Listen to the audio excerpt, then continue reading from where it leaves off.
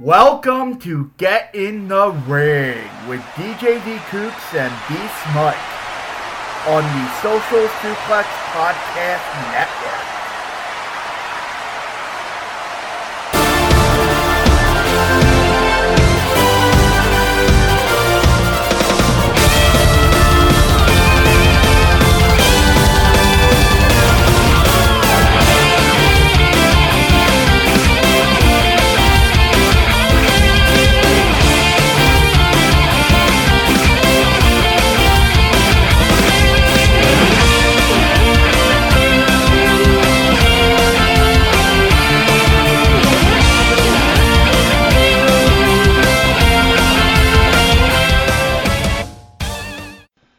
Danny Guevara is a great douchebag.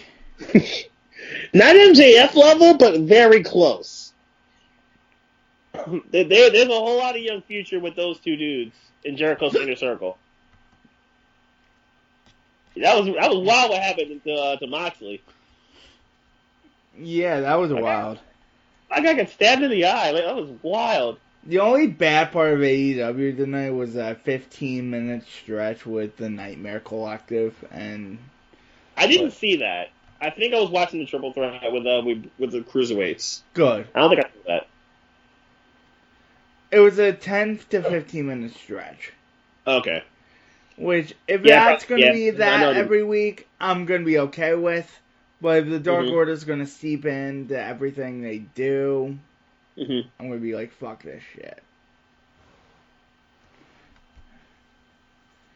So I definitely didn't see anything with Dark Order. I definitely didn't see anything Nightmare Collective. So I missed both of those.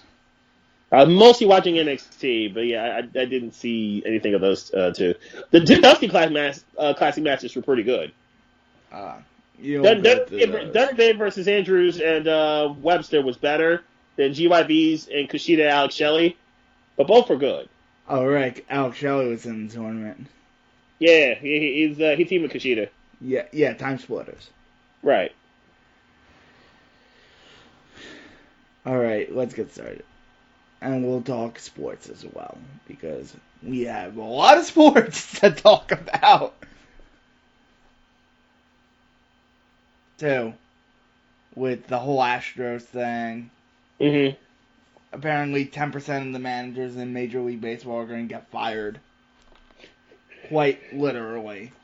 I mean, yeah, so we saw, Alex Cora resigned. Let's see, like the Astros manager got canned. Carlos Beltran, I think his clock is ticking personally. I have to think Beltran's next.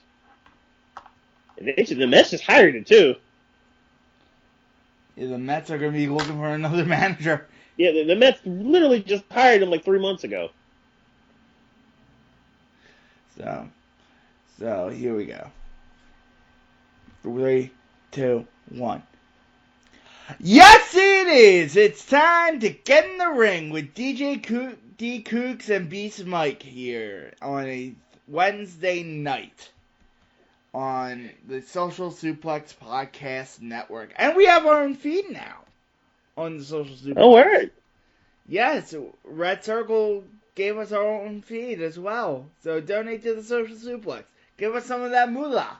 Hey, nothing wrong with that. Nothing wrong with the side hustle in 2020. Nothing wrong with that. Nothing wrong with that. Give us a little Kazuchika Okada Rainmaker. Yeah. We all get a little piece of the pie. There you go. The puzzle. Nothing wrong with that.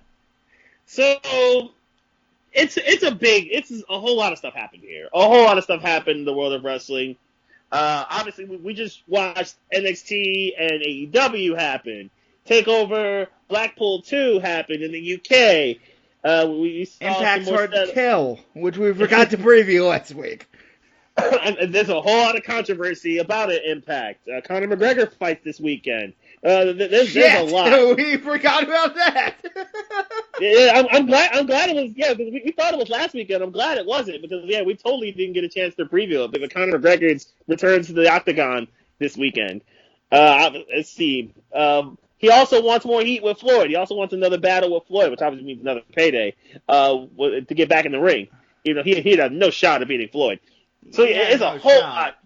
But he's getting another payday to fight in the octagon. Yes, he wants another. So there's a lot happening in the world of wrestling and or combat sports going down in the last 7 days. Evolve. And Gabe Mhm. Sapolsky and David Starr fighting with their words. And how A lot I of got involved in said words.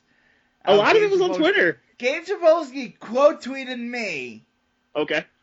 Okay, with a photo I just posted in context. Okay, Mhm. so don't blame me. Don't blame. Don't You just blame me. you just put it out there and he took it and ran. Is what he's saying. Is what you're saying. Yes, he took it and he ran.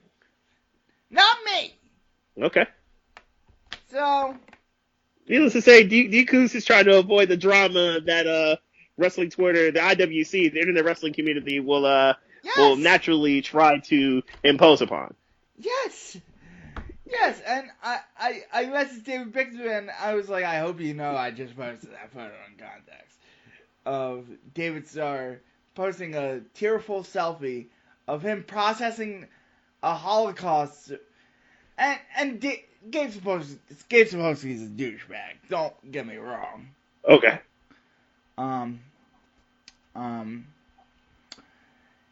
obviously, you weren't trying to you weren't trying to take it there. I wasn't trying to take it there. He said the selfie of him crying at the Holocaust Memorial was embarrassing and offensive. I just posted the selfie for context. Mm-hmm. So people could see it and judge for themselves. Okay. And most people were like, Gabe, you're taking this a little too far.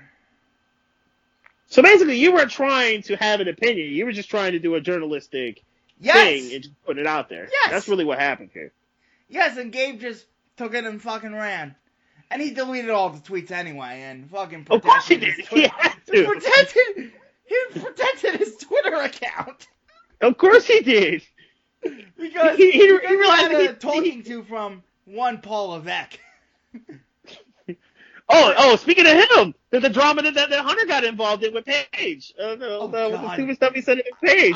Oh, God. I don't even want to talk about that.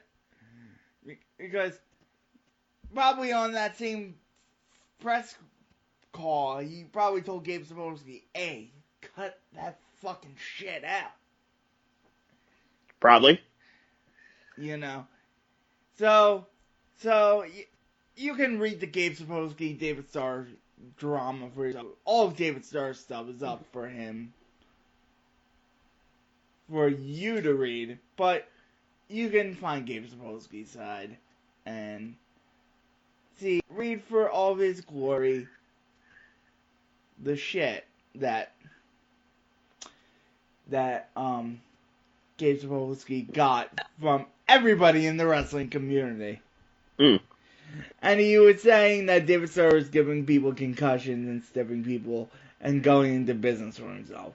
Fucking fuck you, Gabe Sapolsky. Again, so much happened in the IWC this week and in the wrestling world this week as a whole. So Rocky Johnson. Let's cover some deaths here. Rocky Johnson, father of The Rock, WWE Hall of Famer, passes away at age 75. Condolences to my friend Barry Rose. He was a friend of his. Okay.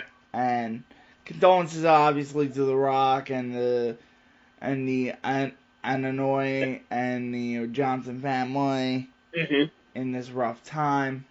Because obviously this affects not just The Rock, but Roman and the Usos. So, yeah, so condolences to all of them.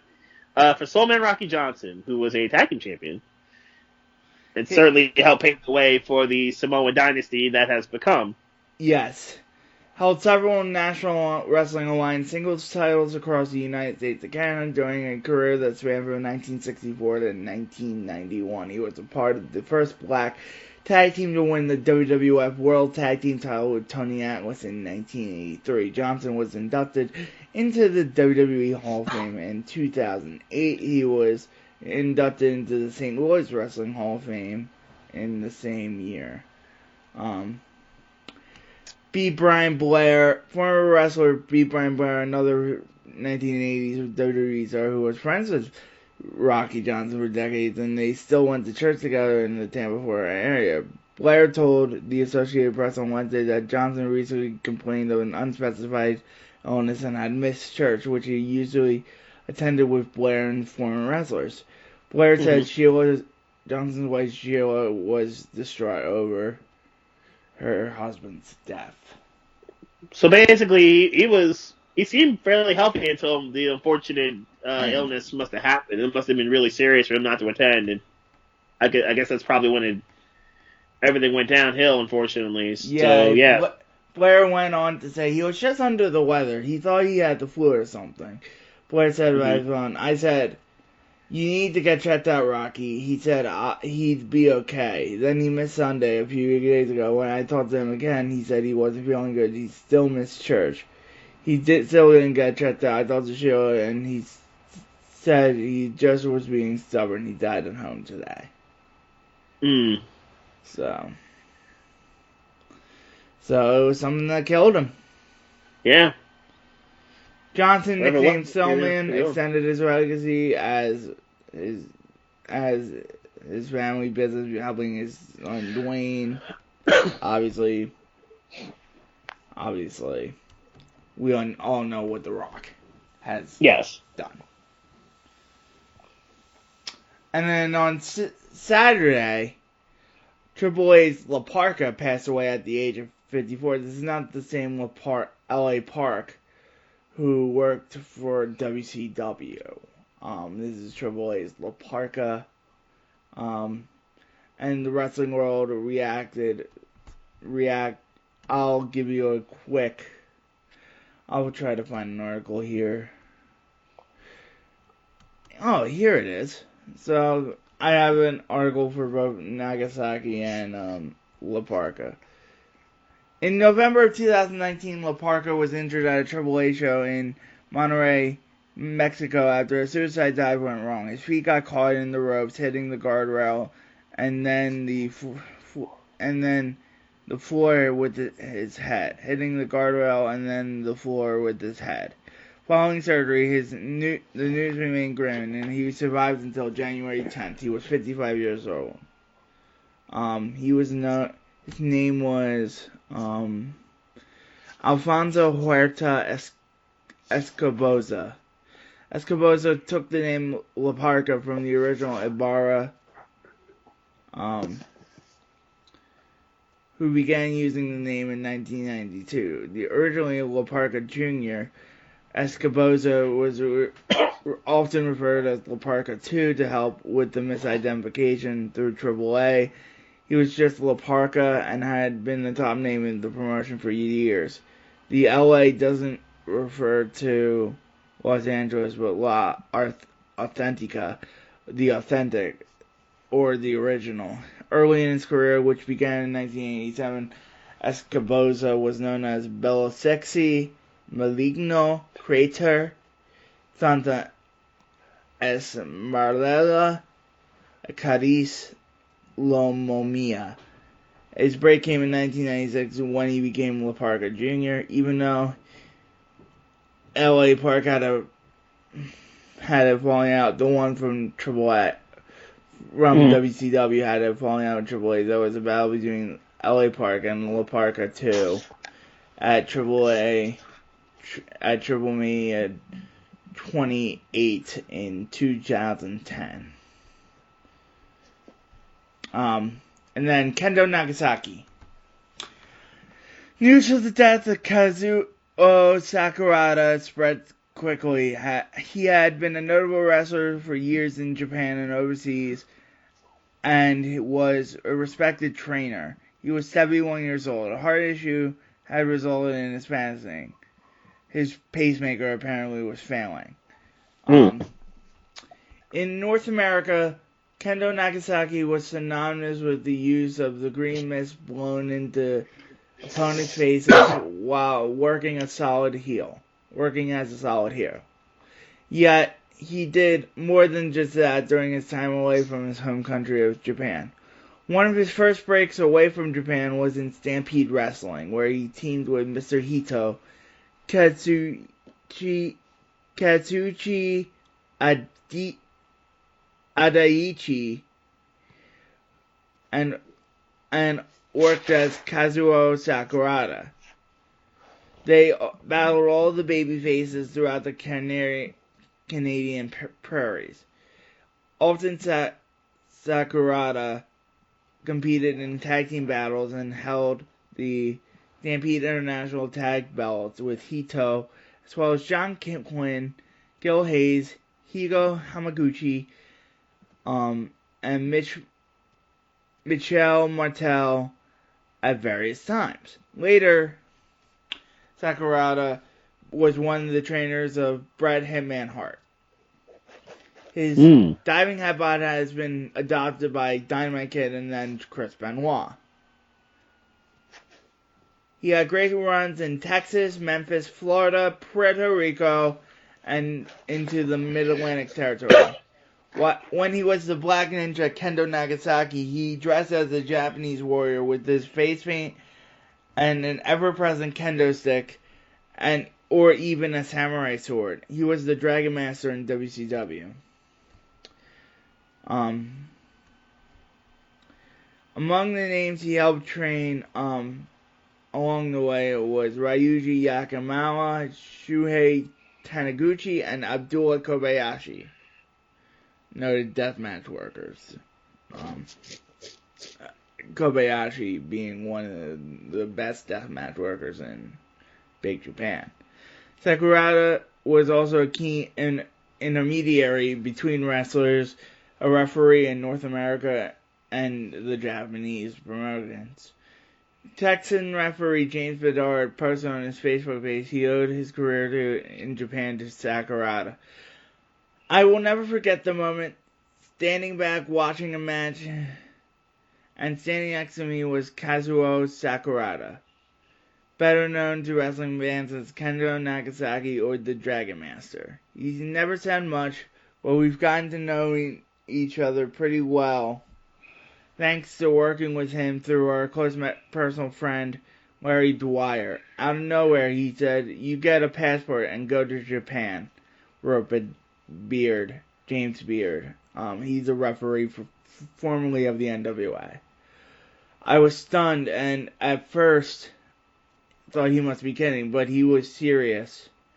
And that led to a long and close association and many Japanese tours, which changed everything for me and my career in the business. I have been blessed to have some great influences and supporters during my career, and I can't say enough about the opportunity Sakurada gave me and what it meant to me all these years.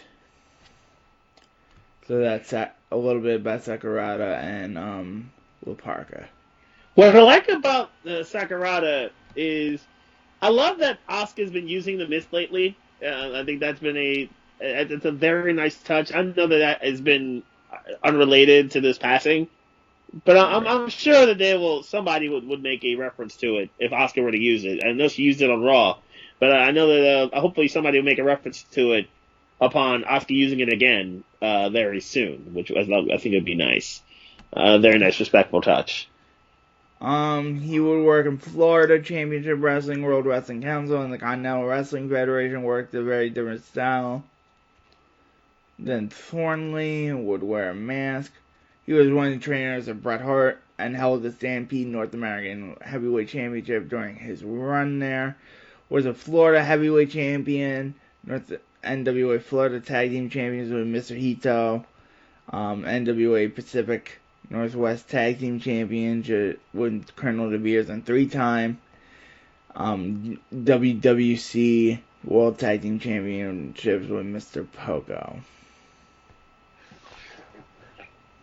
As well. So certainly it has been a wild week in the world of wrestling. Obviously, the 3 passings will bring the mood down a little bit, but and we have to talk about AEW's renewal. Yes. They came out earlier for $145 million for 4 years. And they're going to get and there's going to be another show AEW based show coming which is up. going to be AEW Dark. Okay, so they're just gonna take Dark and take it off of not just on YouTube, but they're gonna put it on as an actual show. Yes, that's what Tony Maglio is reporting on Twitter. Fair enough. He's a Nerded TV insider, so. Mm. So I just wanted to mention that as well. SmackDown. So SmackDown, really, the major stuff you need to know about SmackDown was Miz and Morrison. It seems like it's very obvious that they're coming back together again. Miz beat Kofi in a rematch with a little bit of help from Morrison as he attacked Big E. And now this week is going to be Morrison versus Big E this week on SmackDown. But it's obvious that Miz and Morrison are reforming a team, and I'm here for it. I'm totally here for Morrison and Miz being a team again. That team, when they had the dirt sheet and like as they ended the Ox decade, incredibly entertaining to watch, and they were fun as heels. So Otis and Mandy. I'm perfect cool with that. More Otis and Mandy stuff. Mandy got Otis a cake to apologize for Dolph destroying the fruitcake that Mandy was given a couple weeks ago. And then Otis actually, with a little bit of a distraction of Alexa Bliss, actually helped Mandy get probably her biggest singles win of her career, as she was able to pin Alexa in a one-on-one match. So good on Mandy, and as the Otis Mandy stuff continues. Let's see, we got some more mind games as the Fiend basically took down the Rabbit because the Rabbit was trying to snitch, and as the code of the street is, snitches get stitches. As they play more mind games against Daniel Bryan, setting up for their rematch at the Royal Rumble in Houston. We saw Braun Strowman with a good match against Shinsuke. Braun would get the pin, and looks clear that Braun's going to face Shinsuke at some point in time for the Intercontinental Championship. That seems pretty clear to me. Bayley versus more mind games, and Sasha actually was recording stuff in the music studio, so that wasn't hyperbole what Bayley said about Sasha recording a rap album. That actually looks like it did happen. And Bayley got a little bit of a drop on Lacey Evans, but it looked like it's obvious that Lacey versus Bayley is inevitable for the Royal Rumble. And the main event it was Usos versus Corbin and Ziggler, but this was about the return of Robert Roode, who came back, and Corbin from suspension. Yeah, he came back from suspension. So Corbin, Ziggler, and Roode basically destroyed the Bloodline, and that was really the last image on SmackDown, was Ziggler's elbow dropped through Reigns and through the table, as they really destroyed the Bloodline. They really closed the show. Daniel Bryan found a bloody corpse of the Rambling Rabbit. That was Yep. That was the Snitches Get Stitches part, where Bray Wyatt took care of the Rambling Rabbit savagely, quite honestly. And that was SmackDown. TakeOver Blackpool. For an event we didn't preview, event we really didn't pay attention to until last week. We previewed it. We did preview it. We really should have paid a little bit more attention to it. We told you that Tyler Bate versus Jordan Devlin would be fucking good. We'll get to that match of the year candidate in a moment. But let's get to I'll go through chronological stuff. Trent Seven versus Eddie Dennis. Pretty good match. I like the psychology, especially of Eddie Dennis. That powerbomb to the outside. Oof. Ooh, that could have been so much worse. That could have been so much worse for my friend Alan Blackstock, who almost got murdered. He was sitting in the front row. Oh, word, okay. So he was sitting in the front row, right in front of the powerbomb, okay. Right in front of the powerbomb. The security guy got legitimately hurt. Yeah, this is no kidding. I mean, the Trent Seven's like 265, and that's 265 coming down like a ton of bricks onto you. Yeah, no kidding. I'd imagine he got legit hurt. And Eddie Dennis would get the biggest win probably of his career so far, so that's a good win there for Eddie Dennis. This was a pretty good triple threat. This women's triple threat. Oh yeah, I loved this match. 4 stars. This was 4 stars flat. It really was. This was a very good triple threat between Kaylee, Tony, and Piper. Very good stuff from all 3 women involved here. Piper retained, which I was a little surprised by. I was really expecting, not Piper. Kaylee retained. I was really expecting Piper to win. I really was. But this was a good triple threat all around. As Tony Storm's desperation to become champion again was clear and obvious. And I'm here for Toni Storm becoming the heel. I think she would make for a pretty good heel if and when she turns. But I think this was good stuff all around. I was into this match. People were bitching about the Fry Takayama spot in the Jordan Devlin Tyler Bate match, and I'm like, stop bitching! It was a good match. The boxing. Y'all nitpicking. Now to this classic, Bate versus Devlin, which we both knew was going to be amazing. I think we undersold it. This match was incredible. Once they really got going, this match became instant incredible and became an instant classic.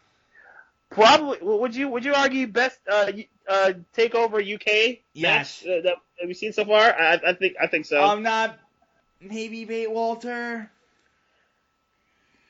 Yeah, Bate Walter. Yeah, it's close. Those are probably the two. Although GYV's Mustache Mountain would probably be third. But those are probably the three. Yeah. This was amazing, and I haven't gone back to watch this again. I'm going to. Well, watch this at some point in time. But again, this was amazing from start to finish. I love this stuff. I love how we got technical at the start of the match, and then we got physical in the middle part of the match, and then it was just batshit crazy balls at the end. Nuts. Yeah, that's to say, it was balls to the wall, nuts at the end of the match, and it was absolutely amazing. And the crowd was live, and it was just the whole flow of the match was outstanding. If NXT wants to do like a workhorse style title for this, please let these two be the ones fighting for it, because this was absolutely incredible. Bate gets the win, but this was outstanding. Devlin, even in losing, looked better than some of the people who won at TakeOver. Why is Bleacher Report's giving this match a B? What's wrong with you? What is wrong with them? Bleacher Report, you guys are y'all sick. All right, let me see this. Like, Bleacher Report has these grades. B+ for Seven and Dennis. That's too low there.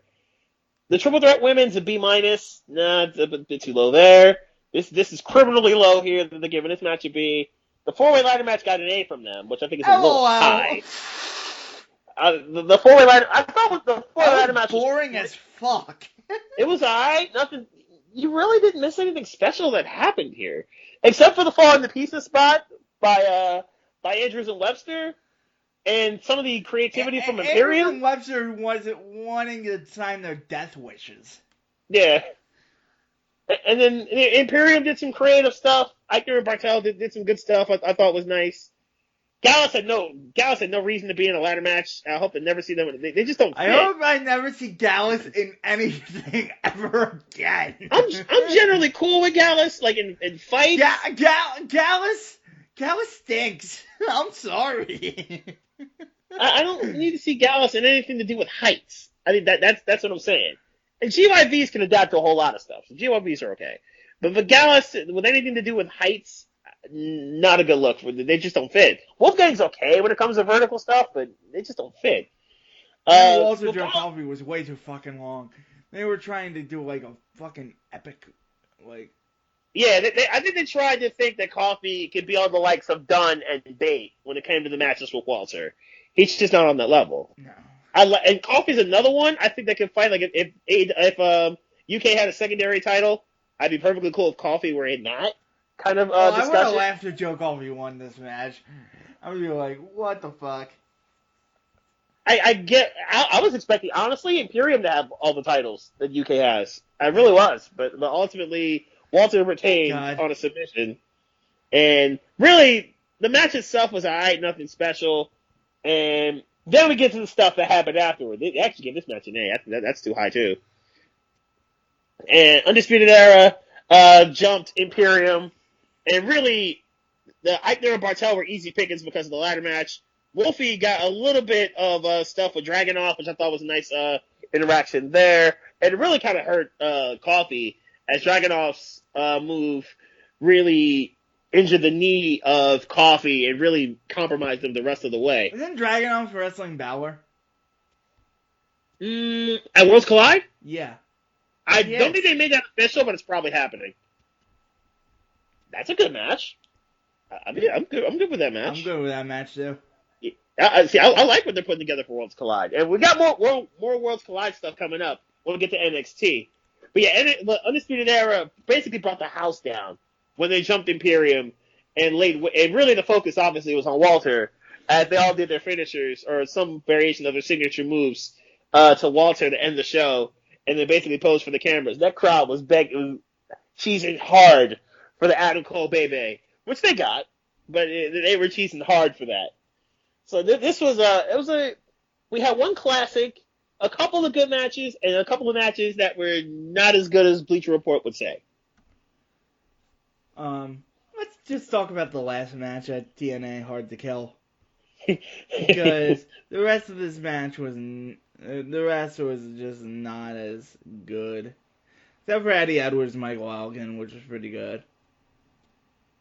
But really, the storyline is Tessa Blanchard. Now, Tessa Blanchard apparently had some beef beforehand with some of the women's wrestlers in various companies. And she came on Twitter when let's have all women's wrestlers support each other. Let's not fight each other. Like, personally, stuff like that. And which is completely hilarious because of the drama that Tessa started on Twitter and started in general. So she got some likes for it. I was like, this match is going to get unprofessional. Yep. Luckily, it didn't. But I was like, it was a totally professional match. I was like... Mm-hmm. You weren't expecting that. I was expecting Sammy to fucking punch her. But yeah, it's wild. I think what in the sense is, I think about the Tesla tweets and the drama that was caused from that was that I think the message itself is cool. Just the messenger. Just the messenger shouldn't have been the one to do that. So Tessa, long story short, actually wins the male world title, not the women's, the men's world title, becoming the first woman to do so in TNA, in Impact. And I'm wondering, did they do this for the attention? Did they do this to kind of get more buzz because of what Tessa did? Obviously, Tessa being a little bit more mainstream than a lot of the roster there. Did they do this for the clicks and for the likes and whatever?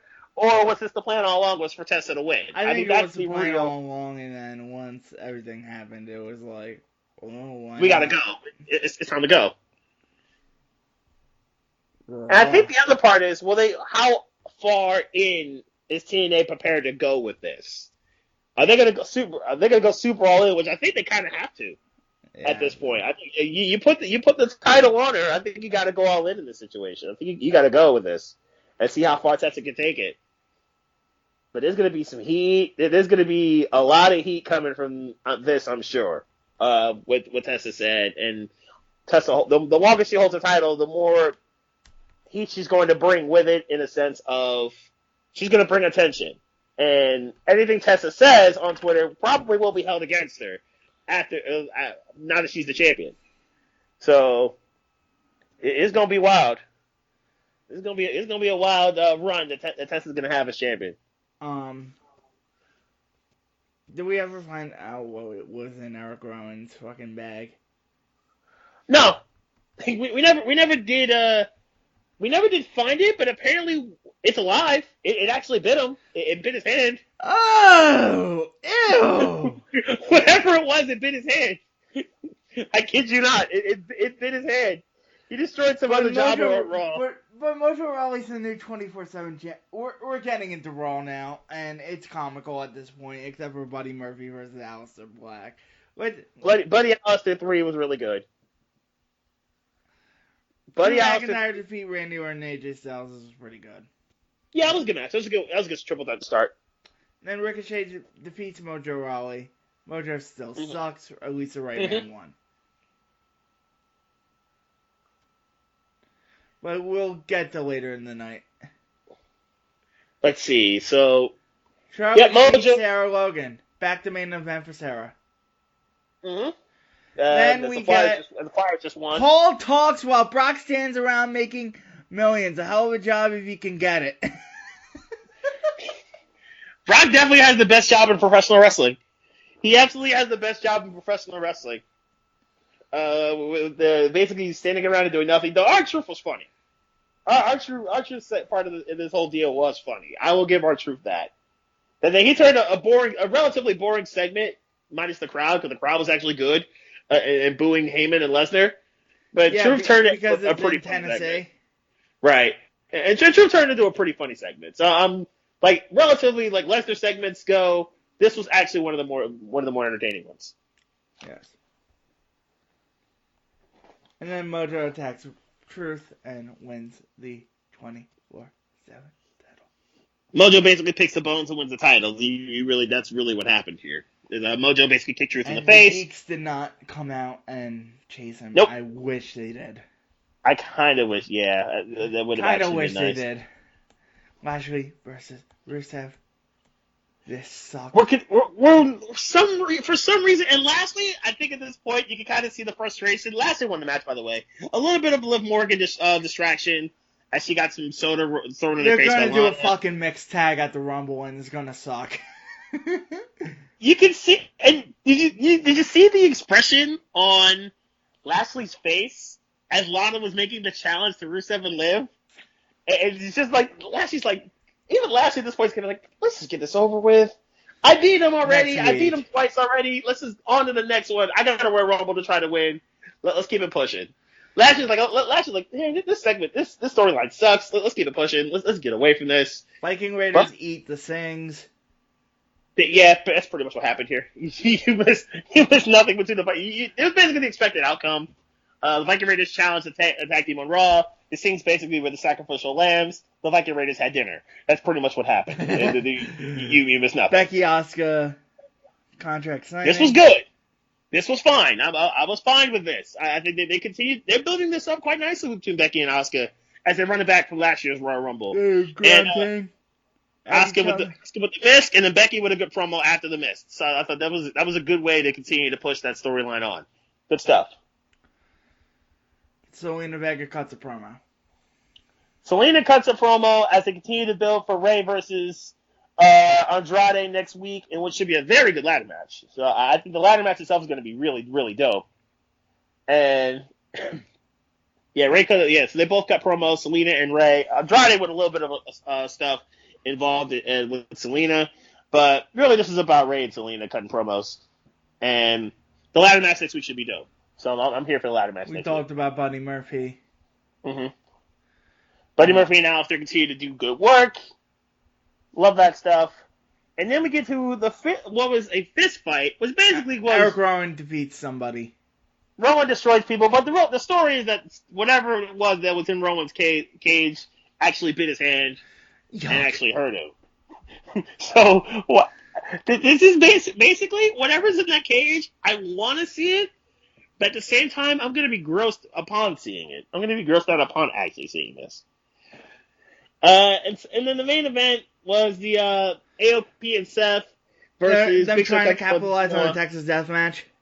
Mm-hmm. So this was a fist fight. Basically, the rules of this were simple. There weren't any except for the opposing team. All three members had to be physically unable to continue.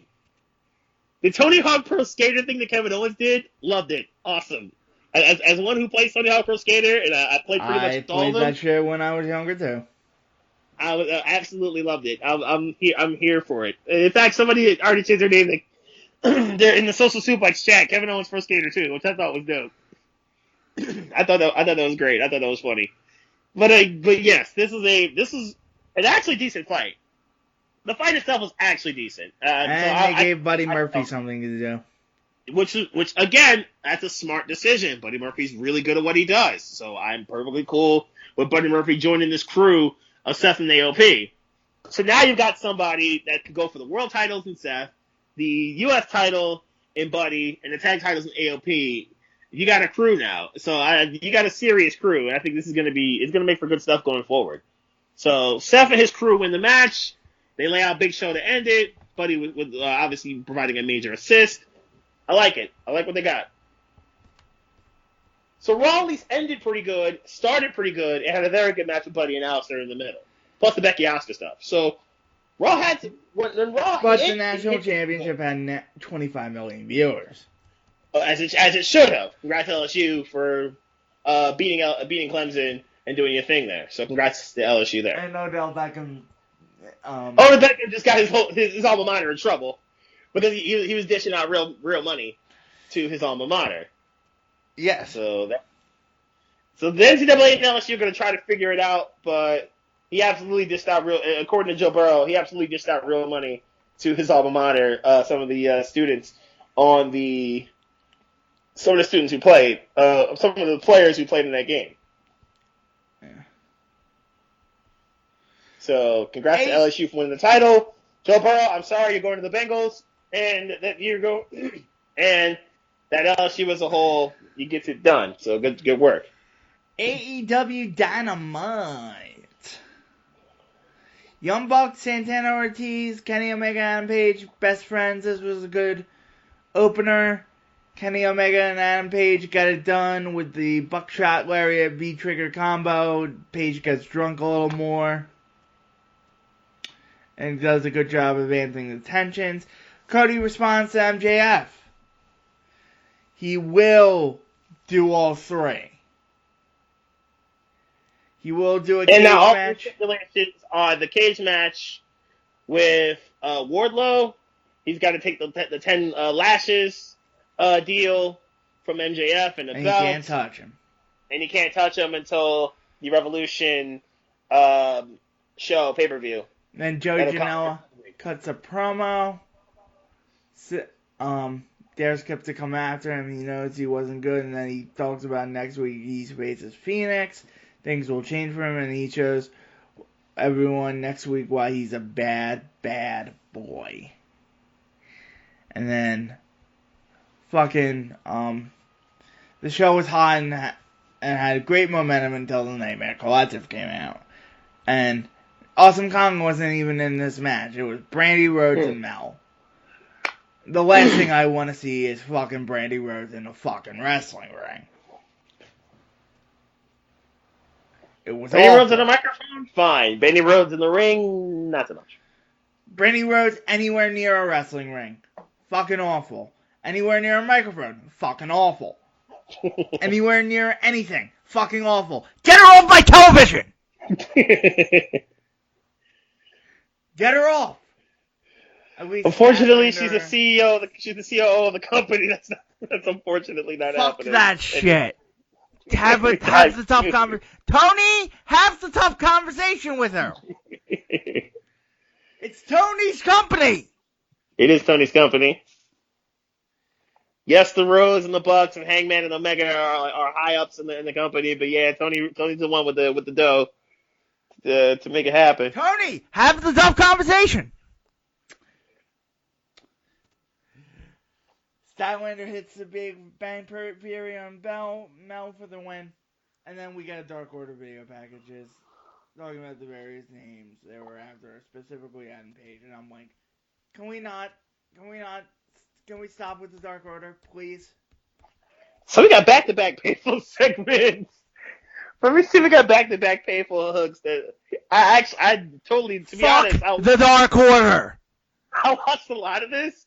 I didn't see the Nightmare Collective or the Dark Order stuff. I missed both. I was watching the Triple Threat. I'll get to it in NXT. But yeah, Sammy Guevara, good match. That was a good match. I did catch the latter half of the match. Traps him in a rear naked choke for a win. Then lights out. Inner Circle jumps Moxley. Jericho whips him with the title belt. Low blow with the knee. Sammy slaps him. The low blow by Jake Hager. Then Jericho grabs a spike from his jacket, nails Moxley with the officials help Moxley to the back. Basically, Jericho stabbed Moxley with the spike. It looked like it's on the face. It's in the eye area. I don't know if it caught him in the eye, but it definitely caught him up top, right where his right eye was. Backstage, Jericho says it was all Mox's fault for what he did last week. He disrespected them and he signed his death warrant. Pac and Darby can thank him because they can kick the shit out of Mox next week. They will destroy the Jurassic Express and take out Jungle Boy. And then Sammy Guevara hit on the interviewer. Because Sammy's like, Zach, We were talking before we went on air that Sammy Guevara is a dick. Speaking of dicks, MJF, the Butcher and the Blade. Smooth segue. And then peep the savagery of the shirt that MJF I banged Dallas's daughter. Continuing the hook that Diamond Dallas Page, QT Marshall, and Dustin Rhodes. This was pretty good. This actually was a pretty good match. I did watch a lot of this. This was a pretty good 6-man tag. And MJF continuing the hook. Hit the QT special. Page had it up top, dives onto the bottom of the board back in. MJF cradles Marshall, grabs a handful of tights and gets the win. But this was obviously this continued the hook from last week's promo with MJF and DDP, where he was going to talk about doing that and continuing the savagery right in front of him. At least DDP caught him with a diamond cutter, and Dustin caught him with a Canadian Destroyer that preceded said diamond cutter. Pac versus Darby Allin. This was really good. Darby Allin is stepping into that life. I like what Darby Allin is doing. Black Arrow finishes off. Tony interviews Pac. At least he tries to. Pac cuts a promo. Pac's one of the best. And then Mox comes up to the ramp.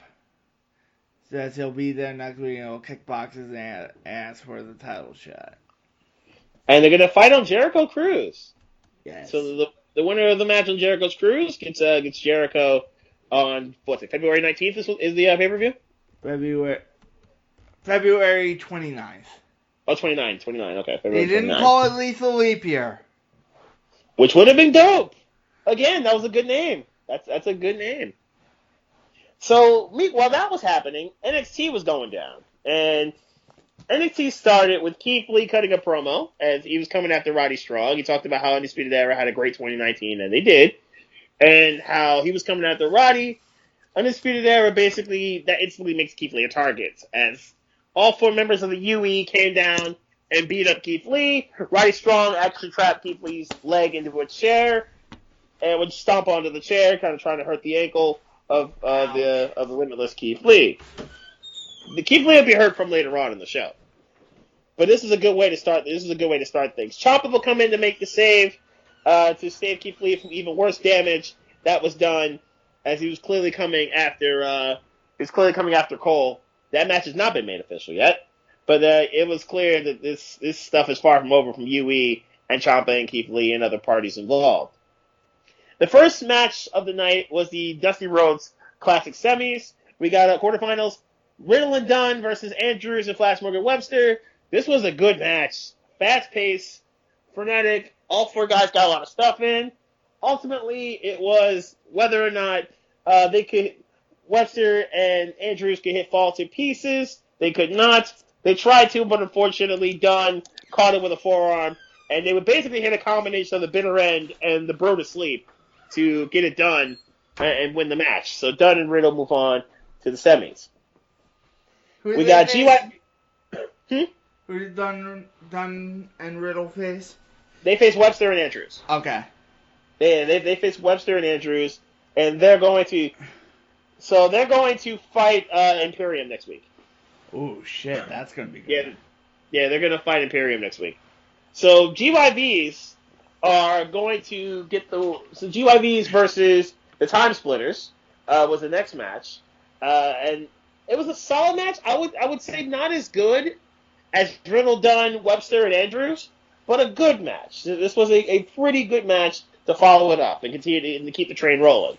Solid stuff, but ultimately it was the GYVs hitting the ticket to Mayhem to get it done, and then they cut a promo immediately thereafter.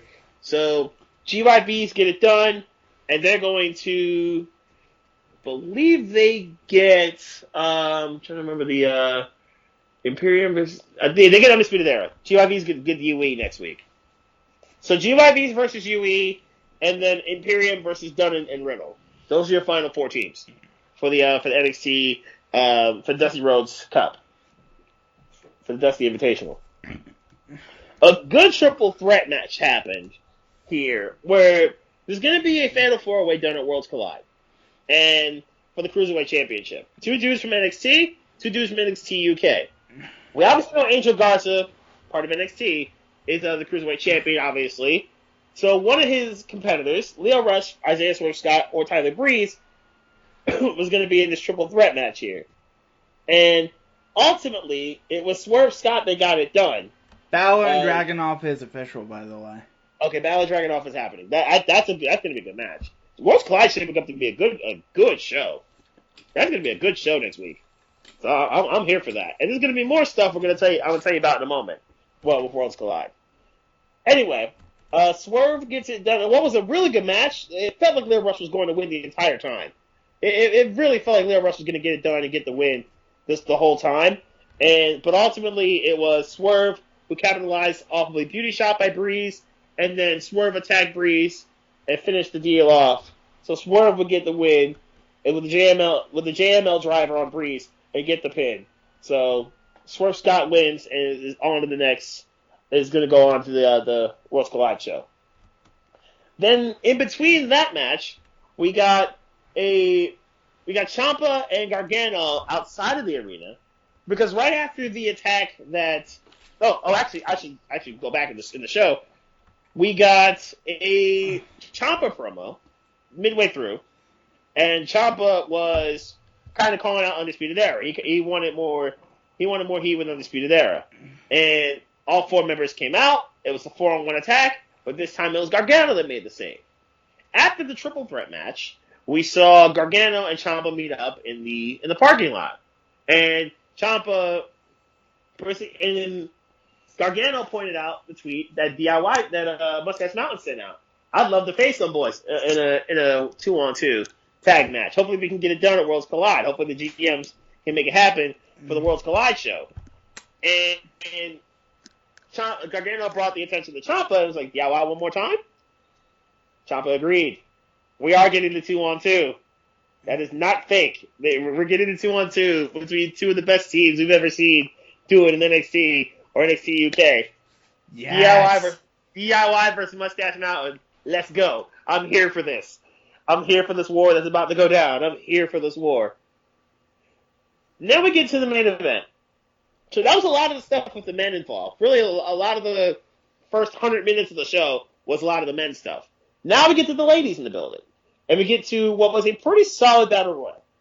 Especially the ending. I was a fan of the ending as well. And to cut to the chase, we got some returns. And we got some debuts. Mercedes Martinez is involved. We got Blackheart. Yeah, we got some returns there. We got some returns and some debuts. Shayna Baszler came back onto the scene, but we knew Shayna was going to be in the battle royal. But this was good. This was a good battle royal to kind of keep things going. Shayna kind of dominated the start of it. Was Toni Storm in there? No, she was not. Because she was originally supposed to be. There was nobody from the NXT UK contingent. There was nobody from the NXT UK. Because she was supposed to be in the title match for. She's originally announced. This battle royal was for Takeover Portland. Okay. Yeah, this is for Takeover Worlds Portland. Collide, it's Ripley versus Storm. Yeah, that's happening. But this was not. Yeah, this was not for. This was not about Worlds Collide. This is about Takeover Portland. And the final four of the battle royal was between really the final five, because Blackheart came through the ring later. Was Tegan Nox, Bianca Belair, Blackheart obviously, Io Shirai, and Shayna Baszler. They were effectively the final five. And what we saw was Tegan Nox, who really dominated a lot of her. She started to get really hot in the match, and she got pulled away from Dakota Kai, who was not in the battle royal. Dakota Kai basically eliminates Tegan and takes her out of the proceedings. And then we get Blackheart with really what was the shocker of the night, as she would get it done, and she would actually eliminate Shayna Baszler from the battle royal, which was a big shock there. That shocked the building went nuts when that happened. Eventually, Blackheart was eliminated by Bianca Belair, holding it down to the final two of Io and Bianca, and which was a good final two. This even then would have been a good one-on-one if they had it the following week. But ultimately, Bianca was way too strong.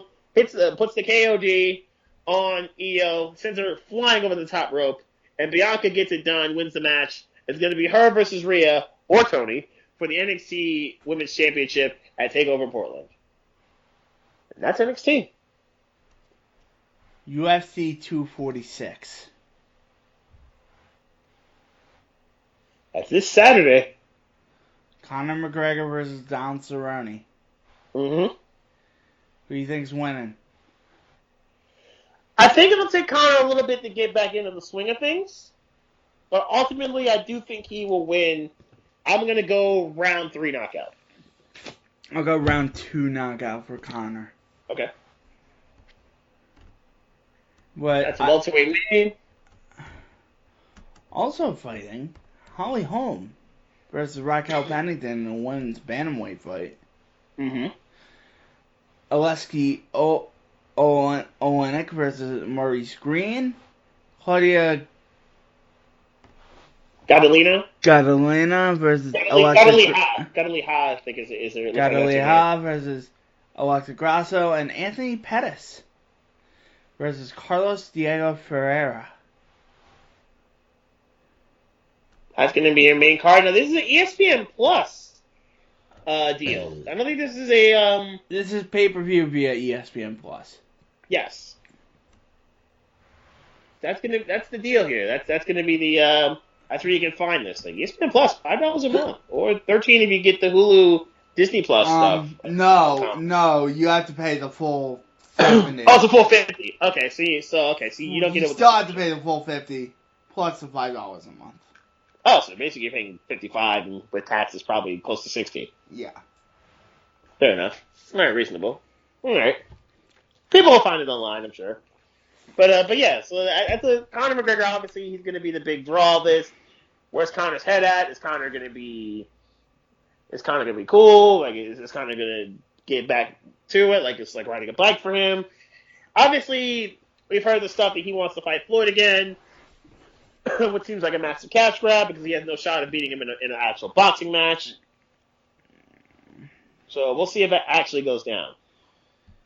Whether he actually fights Floyd again. Houston Astros. We have to talk about this. Oh, before we get to that, the Worlds Collide stuff. You mentioned earlier that it's going to be a Dragunov versus Finn Balor. I told you about DIY versus Mustache Mountain. We know about Imperium versus Undisputed Era, which should be a very good 8-man tag there. Tony versus Rhea for the women's title. The Cruiserweight title match is going to happen. The Fatal 4-Way there. So Worlds Collide's looking like it's going to be a good show. I'm here for Worlds Collide. It should be good. Now let's get to the drama in the world of sports that happened here.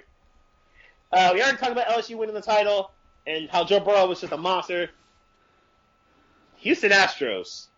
And for that, and maybe even a lesser scale, the Boston Red Sox, but the Houston Astros. Wow. First off, do you think Houston should have been stripped of the title? Yes. Okay. Me personally, that's hard to do. Because Houston did win Game 7 on the road. They didn't need the cheating to win Game 7, or Game 2 for that matter, in in Los Angeles. I personally don't think stripping them is the right move. But I do think an asterisk would be fair. If you want to put an asterisk in front of the Houston Astros championship, I'm definitely putting an asterisk on that title. I would totally see that. I'm perfectly cool with that. If you want to put an asterisk with them, but yeah, that's rough. That's a lot, Houston. That's a lot that you did wrong here. That's a lot wrong here with Houston. And AJ Hinch got fired, and the GM is out. And this has a trickle-down effect. Did you see the statement by the GM? I don't think I did. He's like, I'm not a cheater, and he basically threw everybody under the bus. That's almost as bad. That's Lundlow is never getting a job again. He's got no shot. Yeah, he's got no shot of getting another job. So, no, that's not a good look at all. Anyway, So to continue the baseball part of this deal, we got the Red Sox, who are next on the chopping block, and we knew Alex Cora's time was on borrowed time. We knew his time was short after what happened with the Astros. We knew that he was not going to last long, and he didn't. He effectively resigned, and Boston parted mutually with him because he was on the Astros staff in 2017, and obviously helped the mastermind. Red Sox in 2018. Yeah, he was the guy who ran, who knew what to do. So now it makes the Red Sox sketchy. From 2018, they won the World Series, and now he's gone. So he's out of that staff. He's out as manager of the Red Sox after one championship year, possibly with another asterisk, and the 2019 year, which was pretty trash. So you just saw two AL contenders in terms of talent look real sketchy and don't look quite like contenders, at least on the up and up, maybe. Right. I think of all the teams involved here, I think the ones to probably be the most upset are the Yankees and the Dodgers. Yes. For the Astros and the Red Sox in the last 3 years went through the Yankees in all three instances. That team that went through the Yankees won the title. Now, obviously, the Dodgers went to 2 of the last 3 World Series. The Nationals I'm not upset with because, the Nationals won all 4 games of the World Series against Houston in Houston. So if I'm the Nationals, I'm not upset at all. The Nats got their title. So the Nats get to keep it moving. But the Astros and the Dodgers, the Yankees and the Dodgers, they should probably feel a little cheated. Both of those teams should probably feel a wee bit cheated. And they're going to hear it, I'm sure, from the Yankee fans at Yankee Stadium whenever they go down to the Bronx. Right. Speaking of Houston Pain, Bill O'Brien still has a job. How? That's the million-dollar question that even Ken Jennings can't answer. Bill O'Brien still has a job. Yeah. That's the million-dollar question that Ken Jennings cannot answer. As the Rockets are up on the Trailblazers. No, Trailblazers are up on the Rockets right now. Yeah, I was about to say, Houston's not going to get a win this week. Houston's taking all the L's this week. Obviously, the L with the Astros, and then the massive failure of an L that came from the Texans. Oh wow, they only have 68 points in the third quarter. What's wrong with you people? Anyway, I really Texans think the Texans are going to win this game. In a span of 10 minutes and 12 seconds, as Pat Mahomes and Travis Kelce spazzed on him.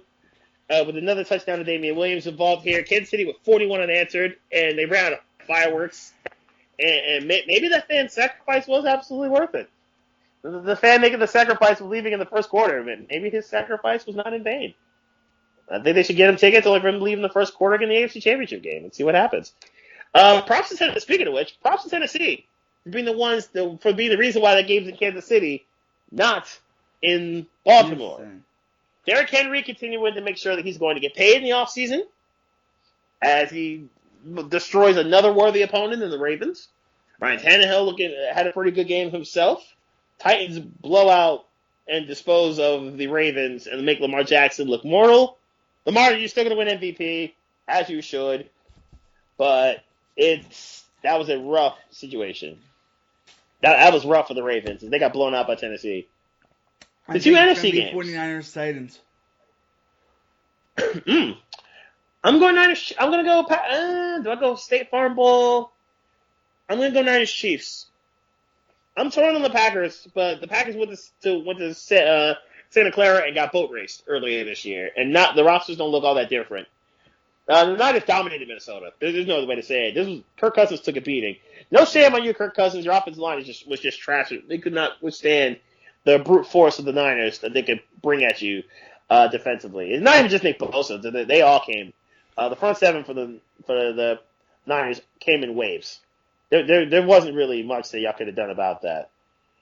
So they catch a beating, and then they got the other game, which was a good game. Seattle and it's an interesting discussion. We'll get back to WWE in a moment. But Seattle actually put up a good fight, but they could not guard Devontae Adams all day. Yes, I do believe that was a first down at the end to Jimmy Graham. WWE just break some news that it was groundbreaking. Yeah, I just saw this too. Are you talking about No, the WWE I did not. discussing What WrestleMania? happened? So I'm reading on this WWF old school page, some on a Facebook page here. WWE officials discussing making WrestleMania a 2-day event starting next year. No shit. No shit. According to That's how Slice Wrestle Kingdom Wrestling, does it? yeah. According to Slice Wrestling, WWE officials are discussing making WrestleMania a 2-day event. I'm skeptical of the source. Fair enough. Okay, so Slice Wrestling you don't think is that reputable? No. Fair enough. But I think they have been talking about it. It does make sense. It's better than shoving everything into 8 hours. Mm-hmm. And I think that's part. Yeah, over the past few years, this is actually part of what they were saying.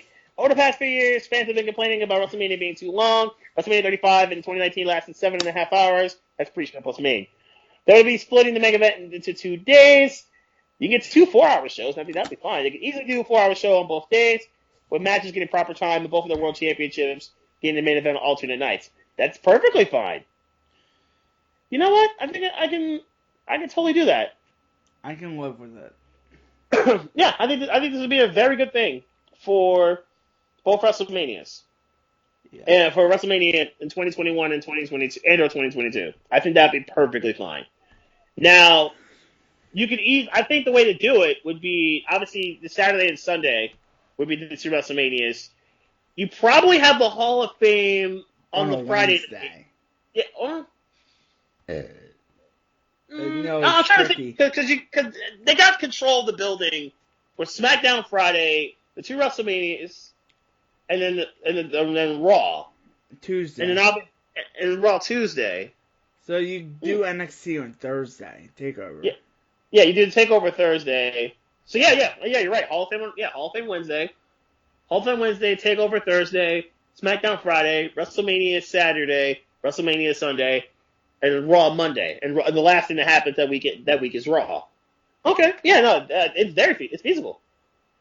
Now I wonder who would get the show next year. I could see Vegas because of Raiders' new stadium. You know, Vince likes signing these toys in big stadiums. The Raiders could get it. I could see LA getting it. Absolutely. Other places that would be possible. Would he go to Minneapolis? I could see it. That would make sense. You're almost begging Brock Lesnar to be the main event on one of the shows. If they went to Minneapolis. I'm just thinking of big buildings they haven't gone to yet. Lincoln Financial Field. Could they go to Philly? Field. Philly would be an obvious one. Philly would be a big one. That'd be a big money one. Philly. You would shut down the whole city, but it would shut down the city. But I think I know the reason why I know they haven't been to Philly. I know that Ed Snyder used to be really pissed and didn't want to have like the Flyers and Sixers and big crucial playoff situations that the Flyers and Sixers could possibly be in. He didn't want them to have a massive road trip to end their seasons, especially the Flyers. So I know that's part of the reason why WrestleMania hasn't been back to Philly in the last 25 years. So I can see that why he wouldn't want to go to Philly. But obviously Snyder's passed and Comcast is about that cake. So what Comcast allowed to happen, I think Comcast eventually would. It's just a matter to me of when they would go back to Philly if they did. It hung up on you. To the weather. My pick would be if Vegas could put the dough up, I think Vegas would be the city. Yeah. I think Vegas would be the spot to make it happen. Yeah. That's pretty much it. Yep. So that's it there. I guess we'll do the plugs now. Twitter.com/BeastMike is where you can find me. I will be at the Penn State-Ohio State game on Saturday. I'm not sure I'm going to go to the hockey game later that night. I'm going to try to. We will see there, but we'll definitely be at the Penn State-Ohio State game on Saturday. Basketball, that's big. That's big. Yeah, it's a pretty big game. It's a fun game for Penn State. And they're going to, they're down 74-69 with about 10 seconds to go in the game right now against Minnesota.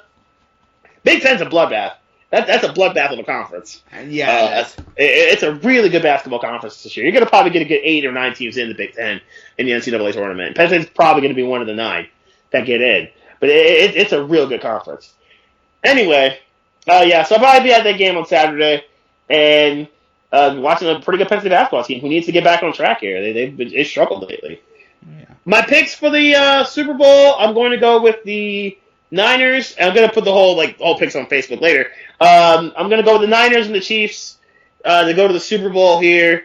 I actually kind of want to see Andy Reid get his first ring. I don't know if they can get past a really good Niner defense, who I think beat up the Packers again. And I just don't think Tennessee can keep up with the Kansas City. I think Derrick Henry's been a monster, the best player in this Niners playoff. Super Bowl. You got what? Titans Niners Super Bowl. Derrick Henry's a bowling ball. He is a bowling ball. He is a bowling He's ball. about to get paid. He's about to get paid a ton of money. Yes. Oh, did you hear the news about Jason Garrett trying to interview with the Giants? Offensive coordinator. Yeah. He wants to interview with the Giants. Yep, he interviewed with the Giants earlier today. We haven't heard any news on whether that he got the job or not. But yeah, he's actually interviewing with them to be the OC. Yep. That seems about right. Offensive coordinator, Jason Garrett. Twitter.com/DJDCooks is where you can find me. Salute to Luke Kuechly for retiring, and I can't believe he retired at 28. How the bombshell had dropped, and Joe Brady got the job with the Panthers OC. Naturally, we can tell that the Panthers are probably going to go hard after Isaiah Simmons. Yeah. That wide receiver. Yes. Yeah, why wouldn't you? Mm-hmm. No, Isaiah Simmons is a linebacker.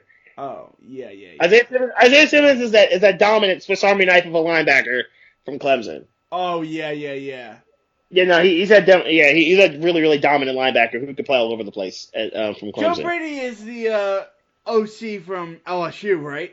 He's the guy that a lot of people absolutely believe, and I'm one of those people, that helped make Joe Burrow into the first overall pick of the draft. Okay, so... Yeah, because Burrow was mediocre in the 2018 season. Then Joe Brady shows up, and then Burrow suddenly becomes a monster. And he sets the world on fire. So a lot of the credit there goes to Joe Brady. Sure. And now he got the OC job with the Panthers. Good hire by Matt Rule. Yeah, Matt Rule making it happen. And this happened hours before the Kuechly retirement decision. Congrats to Harold Carmichael for finally getting into the Hall of Fame. Yep. Congrats to Nine Inch Nails. Okay. For getting into the Rock and Roll Hall of Fame. Yeah. I'm surprised they weren't already in. Good job, Nine Inch Nails. And there's much salt to be had by Cowboy fans over Drew Pearson not getting in, but much rejoicing to be had for Cowboy fans with Jimmy Johnson, and for Steeler fans for Bill Cowher. Yeah, that was a great segment on Fox. Both of them, the CBS one too. The Fox one was better, but yeah, both of them were really good. Yeah, so for next time, this is for Beast Mike. This is DJ D Kooks saying so long.